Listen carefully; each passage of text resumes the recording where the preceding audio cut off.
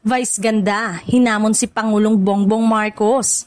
Matapang na naghayag ng saloobin ang phenomenal box office star at TV host na si Vice Ganda sa ginanap na pagtitipon sa People Power Monument ngayong araw. Sa kanyang talumpati, hindi napigilan ng komedyante na magmura habang nananawagan para sa muling pagbabalik ng penalty laban sa mga opisyal ng gobyerno na umano'y sangkot sa anomalyang flood control project. Hinahamon ka namin, Pangulong Bongbong Marcos. Kung gusto mong magkaroon ng magandang legasiya, ang pangalan mo, ipakulong mo ang lahat ng magnanakaw. Mairiing pahayag ni Vice Ganda. Dagdag pa niya, dapat ay hindi puro salita ang marinig mula sa pamahalaan kundi konkretong aksyon laban sa katiwalian.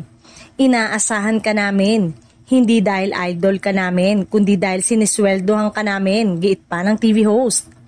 Ang naging pahayag ni Vice ay sinabayan ng hiyawan at palakpakan mula sa libu-libong dumalo sa pagtitipon. Nakaramihan ay nananawagan ng pananagutan at hustisya mula sa pamahalaan. Kilala si Vice Ganda bilang isa sa mga pinakamalakas na boses ng entertainment industry. At ngayong muli ay ipinakita niyang handa siyang magsalita para sa isyu ng korupsyon at pananagutan ng mga nasa pwesto.